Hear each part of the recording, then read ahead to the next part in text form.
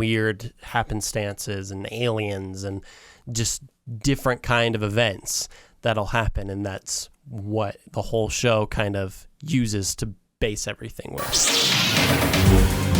No, I am the Father. And here we go. That belongs in a museum. Are you telling me that you built a time machine? Out of a DeLorean? You're gonna need a bigger boat. This is Sparta! Remember, with great power comes great responsibility. Dr. Grant, my dear Dr. Sattler, welcome to Jurassic Park. All right, welcome back to Easily Entertained. I'm once again joined by Cormick Bone. That is me. Heck yes. Sorry, we've been away for a little bit. Yeah. Our internet has been down for the last 2 weeks. Yep, blows. So we've only skipped one episode, though, because it was already pre-scheduled, the Across the Spider-Verse episode. So that one's good. Hopefully, our internet comes back soon. Yeah. But hope and pray. Even if not, we have the school, so we will just be uploading from there. We'll get it to you somehow. It's a slight more hassle, but oh well. You got to do what you got to do. Anything for you.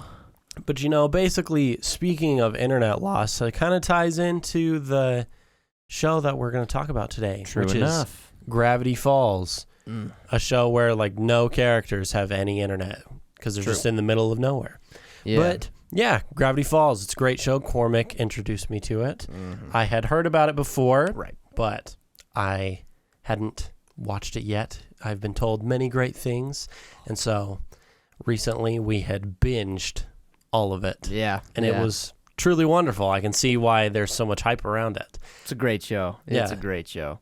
And I think it kind of subverts expectations a little bit because it's a kid's show. Yeah, that's true. You don't exactly expect it to be really in depth. Yeah, you're like, okay, like so that. it's just going to be entertaining, and Yeah. that's about it. Like that's all it had to do. But it's so much more than that. Yeah, you can tell the creators put a lot of thought and effort into everything. Alex Hirsch is an absolute genius. I love him to death. Mm-hmm.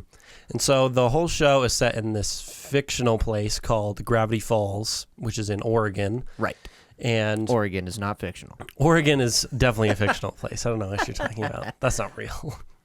But there you find a lot of cryptid type stuff. So think like Loch Ness Monster, Bigfoot, those kind of like local myths and legends. The oddities of life. Exactly. That are all kind of proven to be real in this little random forest town. Right. And so that's kind of where our show just gets started. Yeah. We are started with Mabel and Dipper, the twins, who are being sent to their great uncle Stan in Gravity Falls because their parents in California said that they're, like you say, connected to the internet and whatnot too much, and they need to get out and connect with nature and that kind of thing. So they send them to their Grunkle Stan in Gravity Falls, Oregon. Yeah. We can kind of relate right now because of all this lack of internet. We're getting through one way or another. I mean, Cormick's kind of just stay connected. He just sits on the couch and stares at his phone 2 inches from his face. It's true. And then I read a book or something, or do a puzzle, try and get my eyes off screen, which is good. We shouldn't be staring at screens all that much. That's true. Especially during the summer when the weather's so nice. That's true. That's true. Show kind of was foreshadowing to us not having internet for the most of June. Yeah. But, yeah, it's a cool little kids cartoon. We kind of like it, and I feel like people kind of slack off on kids' cartoons. Yeah. Because people kind of think, they're for kids. They're not going to be, like, overly engaging. It's not going to have the kind of things for adults that we really think it's going to have. But you never know. Yeah. Shows like this do actually have a lot of things put into them, which I think is really nice. Because you have shows like this, you have shows like Bluey or Arthur from PBS, where there's a lot more thought put into them, even if their main audience is typically of a younger age. Right. And I kind of like that. I think, especially with this kind of subject matter, it reminds me a lot of Scooby-Doo. Because it's that same mystery kind of show. Yeah, super mystery based. Mm-hmm. But in this one, it's more of an overarching story. Yeah. Which is interesting because not all cartoons are like that. Not all have an overarching story. It's usually just a bunch of little random adventures that happen. And that's kind of how the first season mostly is. Yeah. It's one of my favorite things about the show is the way that they've structured it, because the first season, it feels super lighthearted. It's real kind of, we're just kicking off the summer. It all happens in one summer. Mm-hmm. We're just kicking off the summer. We're having a good time. We're, figuring it out here at this, place that we're staying with our grunkle. And if you're watching it for the second time or, for multiple times, you're knowing what to look for that whole first season, because they drop little bits of things that really on your first watch are going to go over your head, guaranteed. There's just there's no two bits about it, unless someone has told you, like, hey, if you're going to go watch this for the first time, be very, very attentive. Every little detail has a meaning, because it really does. And there's a whole bunch of stuff that it seemingly is unimportant, like many mysteries do, but ultimately comes down to the big scenes and is really important to the story. Mm-hmm. And I think with shows like that, you do have to pay more attention. And it also adds to the rewatchability. Yeah. And I think even though I hadn't watched it before, it was my first time watching it, I knew what the show was about. Right. I knew that things were kind of hidden and it was like a mystery to solve on your own. Yeah, if you're a lover of puzzles, this is your show. Exactly. Not even just like the characters having to learn everything. You are going to spot things as well. And so going into that, I was like, okay, well, I've heard about these things. And so I'm watching for them, and I would see stuff pop up, and then I would see certain things, and I'm like, is that important later? And then it comes up, and I was like, it was. They definitely know what they're doing. And I like when those little details are added in, because it shows that they have that attention to detail. They want to show, not tell, which is my favorite rule in any form of media is show, don't tell. And if they're like, oh, remember this thing that was back there? I'm like, no, I don't want that. I want to just be like, oh, I'm seeing it again. Yeah. Instead of it just being told right to you, because I think that's the best way to do it. Mm-hmm. Yeah, and like with that pacing of the first season and the second season, because there's at the end of the first season kind of a big reveal, and then like, thank goodness we don't have to watch it like organically, and nobody does anymore, because True. I would be dying to wait, because it is 2 seasons. And when the second season kicks off, it instantly changes the mood of the show. And it's not a huge drastic change per se, because eventually it does end up being a very stark difference from episode 1 to the last one, right? But it does change it right away, and you're like, okay, something's a little different here. From here on out, it's going to be different. Mm-hmm. And it's just, you can't get around those sort of things where not only is there a change, but the change drives the story without being super convenient or super without reason. That's why throughout the whole first season, we're dropping these little bits of information. Whether you notice them or not, when it comes to fruition, it doesn't feel shallow. Mm-hmm. And I do like that you brought that up, because the second season especially is kind of where all those little hidden elements come to fruition. Yeah. Oh, yeah. It's where things start happening, like, to an extreme. Yeah, it ramps up for sure. Because the overarching story definitely, what am I going to say?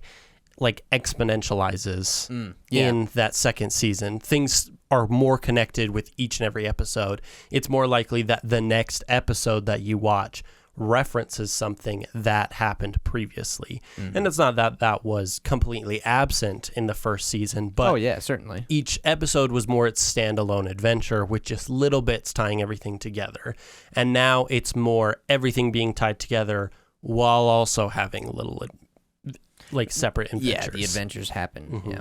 And I kind of like that, because you kind of realize not everything is as it seems. And I'm sure this would be more the case like if it was the first time watching when it was coming out and it was like the weekly viewings. Right. That you would have had to realize things a bit differently because you wouldn't have known to look for these things in the first season. You would go into the second season being like, oh, okay, now things are starting to make sense. Then you get that hyper-analytical attitude about it. You're watching every little second. And now you're like, wait, what's going to happen next? Yeah. And I kind of like that they do that, and then you have different story beats that come in throughout the second season. Like, the government starts coming in and being like, there are strange things that are happening in Gravity Falls. We've been watching the whole time. Exactly. And everyone's like, what? See, and even with that, it does seem like that can be a shallow trope where, oh, we've been watching the whole time. But like we were saying, you can, if you rewatch it, I don't know if you noticed, but if you rewatch it, you can see those characters, the two, Trigger and, I forget his name, but Trigger and Ron Swanson, the other guy's voiced by Ron Swanson. They're dropped throughout season 1. You can see them. I mean, they're in disguise, of course, because they're government agents on secret missions, but they're there. Mm-hmm. And then I think, like, the main driving force of season 2, well, there's kind of 2 parts.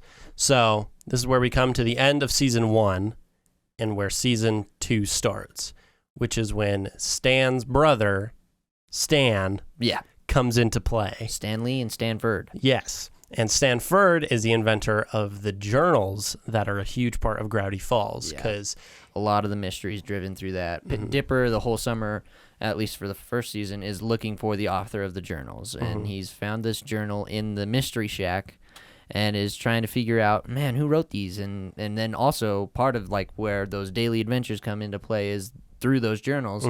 He's figuring it out, trying to look through the journal, kind of like a reliving the steps sort of thing.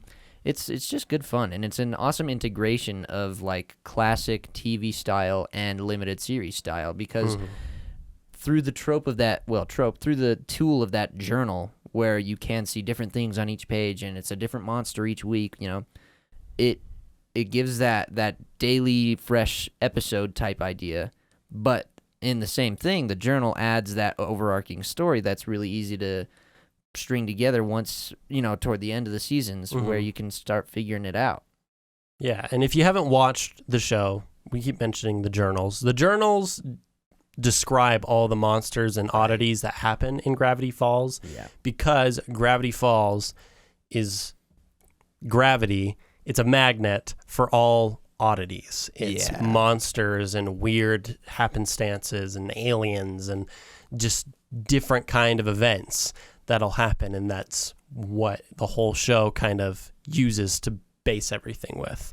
And so the journals are just documentation that Stanford created when he got there. He realized, oh, these are all very strange things that are not normal in the rest of the world. I want to document these for research. And then he starts getting really deep into the oddities, and that's where the second big part of season 2 comes in, and that is the character Bill Cipher.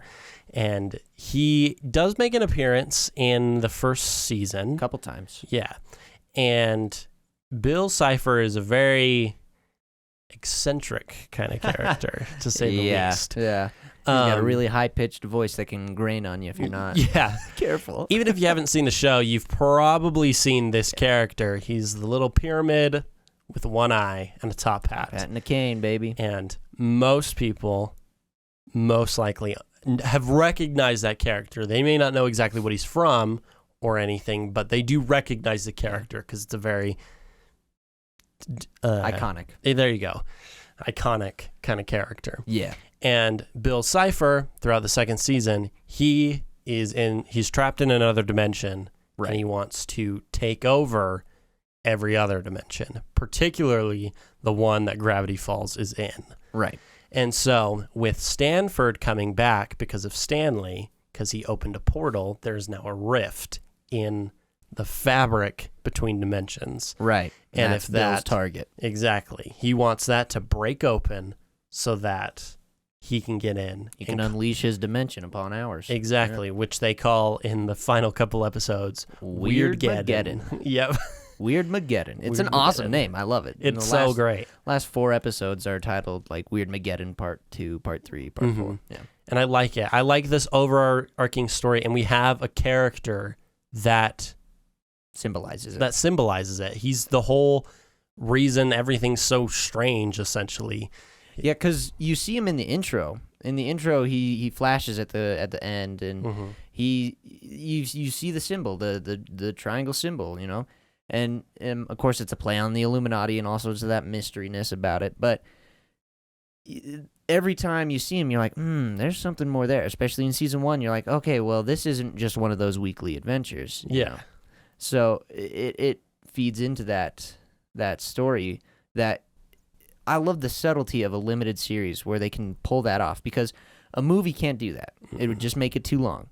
And then a long-form TV series can't do it, because then, you know, the people who are paying for it are like, hey, well, it can't be over. We need more money, you know? So that's, I mean, for me, that's why I love the limited series format. It's one of my favorites for sure, because that's my type of personality of where I'm looking for those sort of things. That's why I love Gravity Falls, because it is the Puzzle Doers TV show.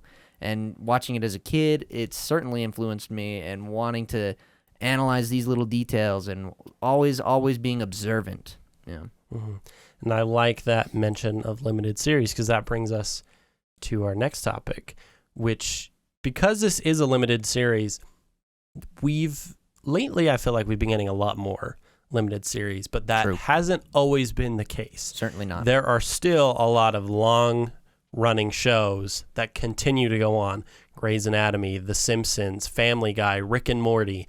Shows that you kind of feel like they could just end and nothing would really matter. The stakes are low. Exactly. But it's kind of interesting to have the limited series. Things like Gravity Falls or the other one that we talked about, Haunting of Hill House. They're limited in their runtimes. They don't have a lot. Gravity Falls only has 2 seasons. Hill House only had 1. Yep. And I'm kind of interested, why do you think limited series tend to do better? Because that's what I feel like I'm seeing, is that the limited series, although they're obviously not bringing in the cash as much as everything else is, they tend to be better made and more popular. Yeah, and I think that's sort of to me, what it is that the entertainment scene has changed since those, like, especially with The Simpsons. That is a long-running show.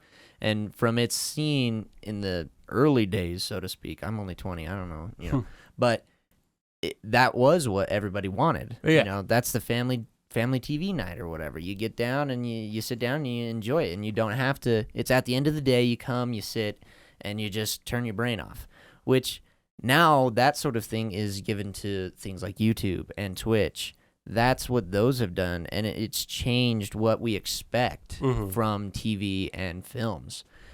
And so I think that's probably a really big driving force in why limited series might do better. I also think that because it's a limited story, you have to think about it harder.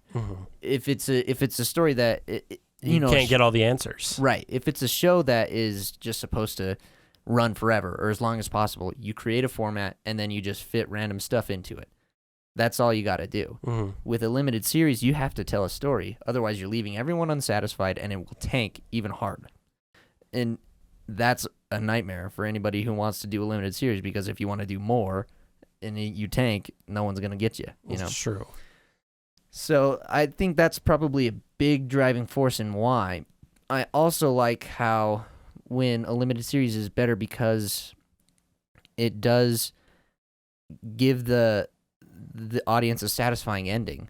Things like The Simpsons, you could go to any episode at any season, whenever, and you will never feel lost. That's true. And that's, more limited series, you will most likely get lost. You want to watch the whole thing all at once. You're going to need to watch it in order. And that's just the difference in what appeals to an audience. And I think that the audience being changed is what's changing the scene for why a limited series might do better.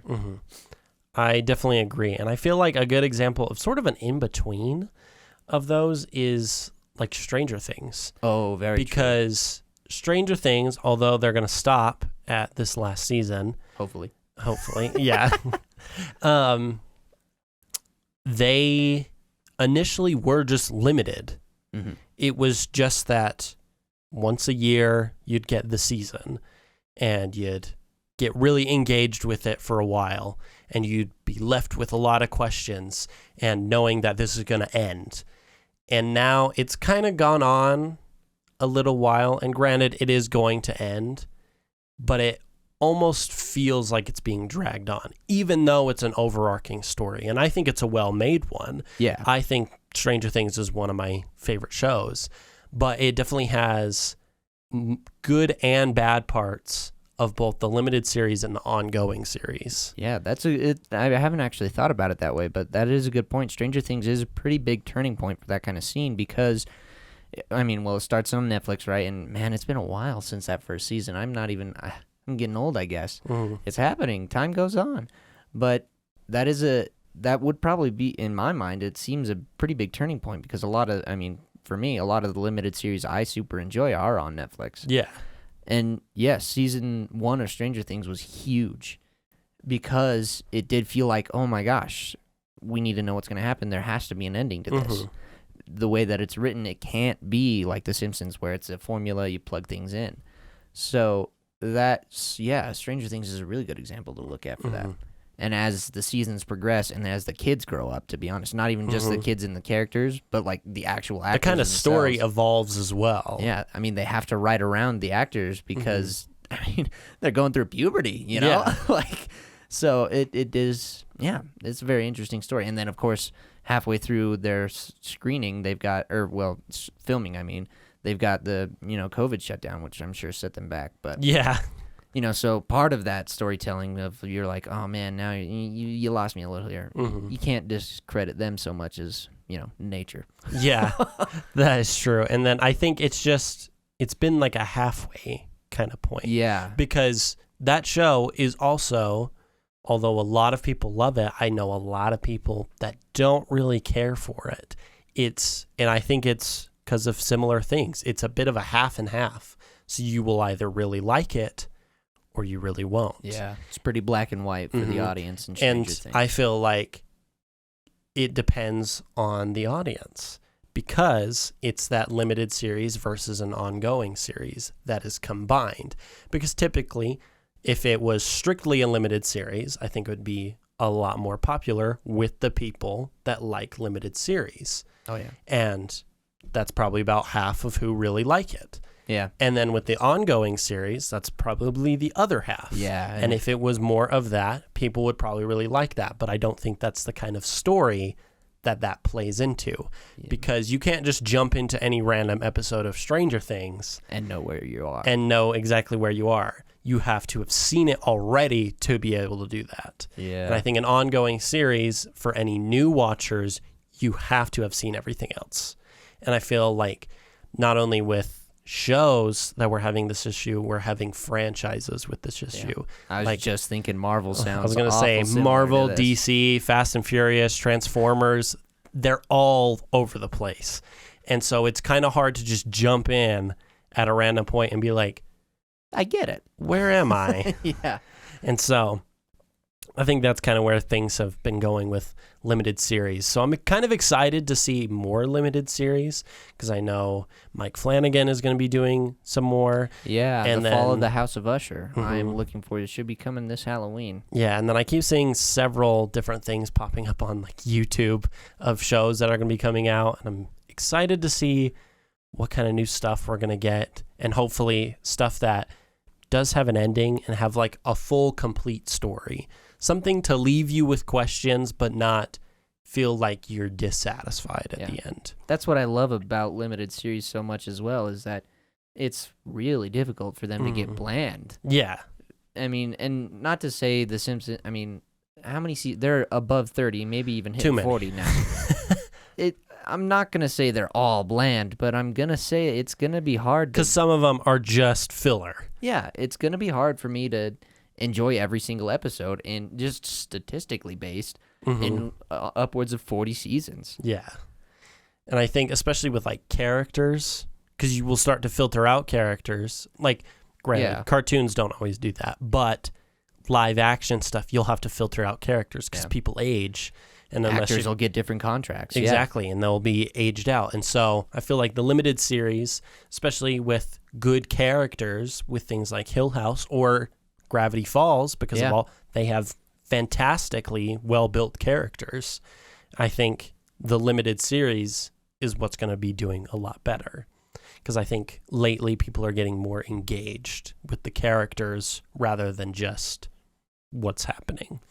And so, kind of to end on that, we have our question of the week. Question of the week. Let's go!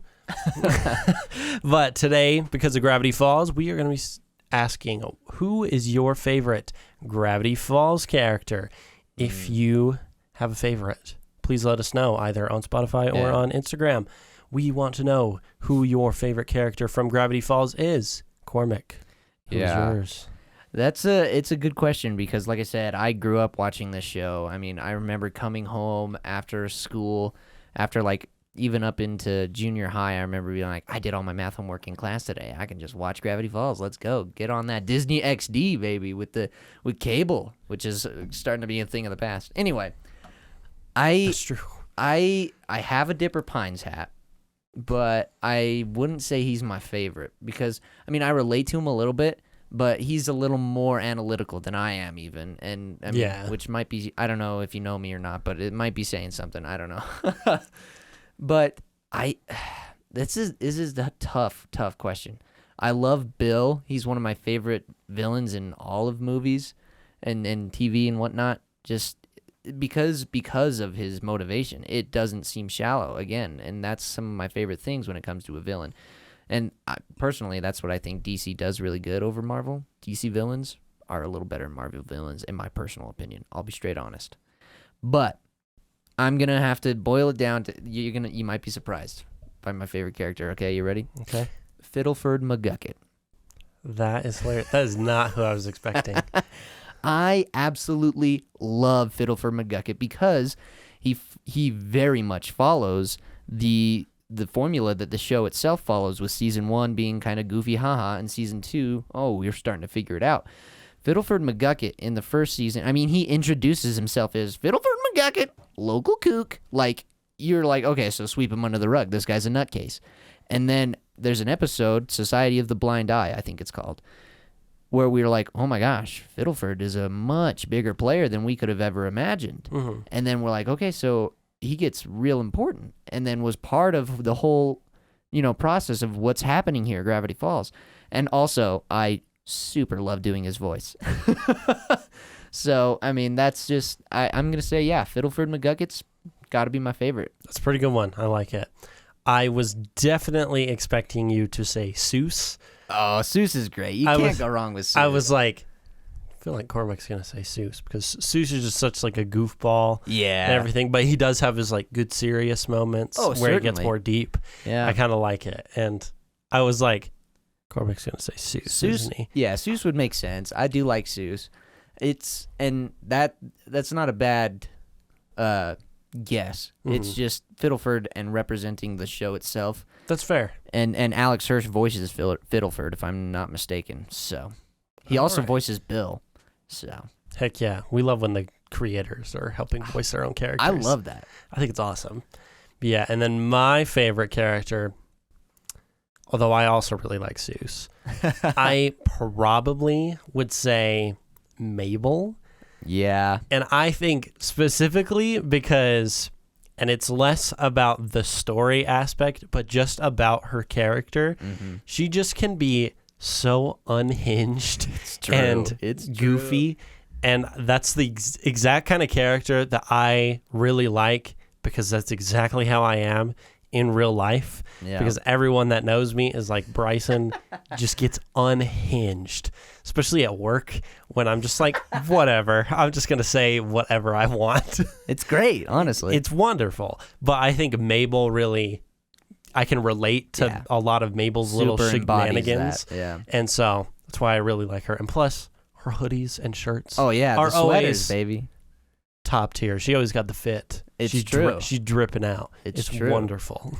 Yeah. But yeah. The perfect example of who Mabel is I can't remember if it's like the first, second, or third episode. It's early though. When Stan says to Dipper and Mabel to just choose something in the shop in the mystery shack, and Dipper gets the iconic hat, of course, the blue pine tree hat, and Mabel picks a grappling hook.